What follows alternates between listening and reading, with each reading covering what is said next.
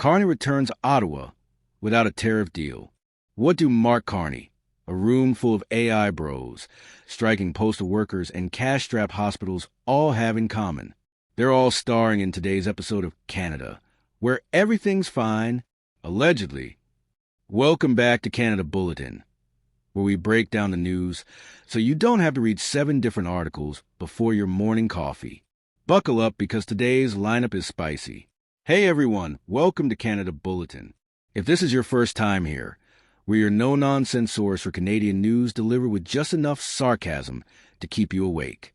Today we're diving into Carney's diplomatic dance with Trump, why Canada's AI task force might need a reality check, postal workers who are not here for Ottawa's games, and Ontario hospitals basically saying, "Please, sir, can we have some more?"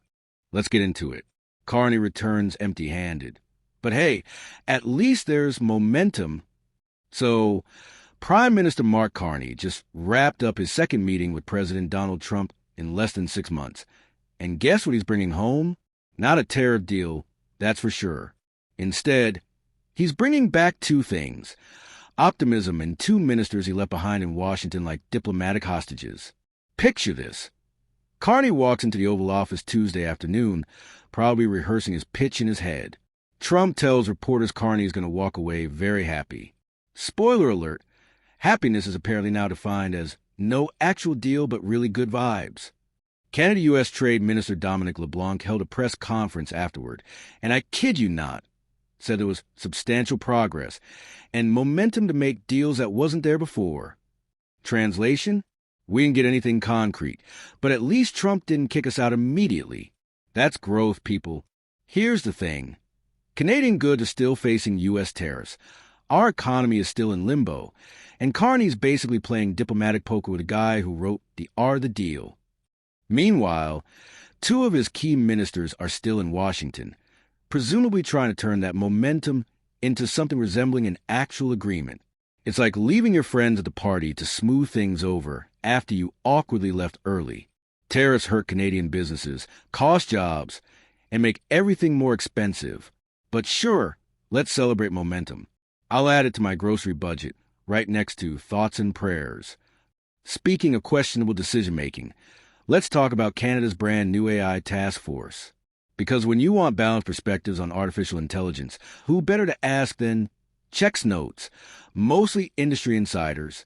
Because nothing says balanced like asking tech brothers to regulate themselves.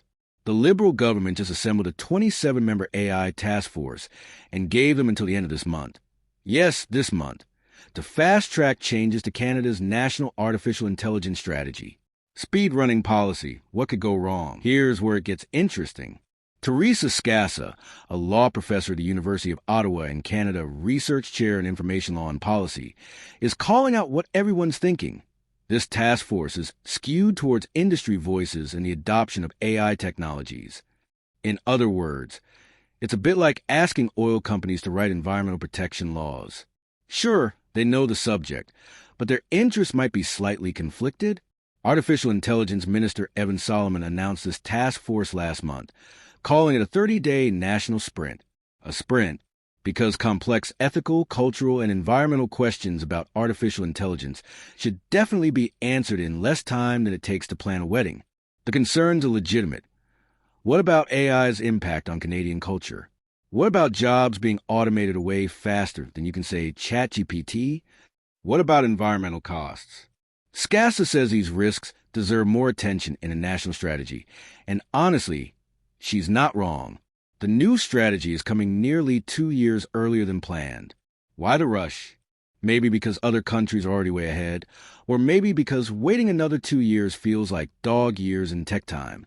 Either way, when you rush policy that could reshape entire industries, you better hope those industry voices on your task force remember they're supposed to represent all Canadians, not just their shareholders.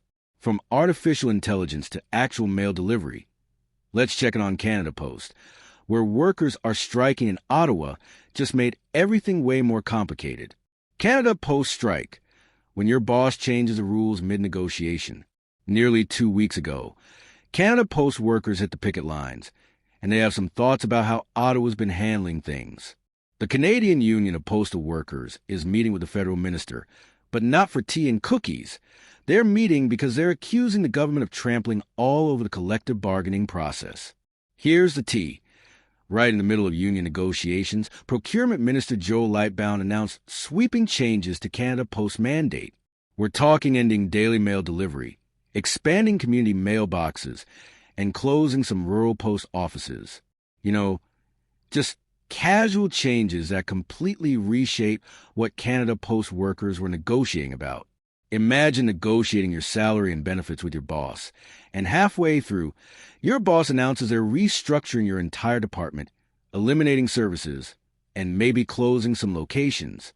That's essentially what happened here. The union says these changes would hurt the long-term future of the Postal Service, and they're not exactly wrong to be upset about government intervention nearly 2 years into the bargaining process. Canada Post is struggling financially, that's no secret. But announcing major operational overhauls during active negotiations? That's either incredibly tone-deaf or a negotiation tactic. That's about as subtle as a brick through a window. Either way, those postal workers on the picket lines aren't striking because they love standing outside in October weather. They're fighting for their jobs and the future of a service millions of Canadians rely on. And while we're talking about things that need urgent attention, let's discuss Ontario's hospitals, who are basically holding up a giant sign that says, "Help! Ontario hospitals to government. We need $1 billion. Like yesterday. Pop quiz. What do you call a healthcare system that needs an additional $1 billion just to keep pace with population growth and inflation? If you answered Ontario's hospital system, congratulations, you've been paying attention. The Ontario Hospital Association just dropped some numbers that should make everyone nervous. Hospitals across the province, small, large, urban, rural, doesn't matter, ended last year in the red. The overall hospital deficit for 2024-25 was $360 million. That's down from an initial projection of $706 million, thanks to some year-end government funding. So we improved from absolutely terrible to just really bad. But here's the scary part. They need an additional $1 billion this year to maintain current service levels while accounting for more people and higher costs. That's not expansion money. That's please don't let the system collapse money. When hospitals are struggling with deficits, that means longer wait times, reduced services, and burned-out healthcare workers. This is an abstract policy.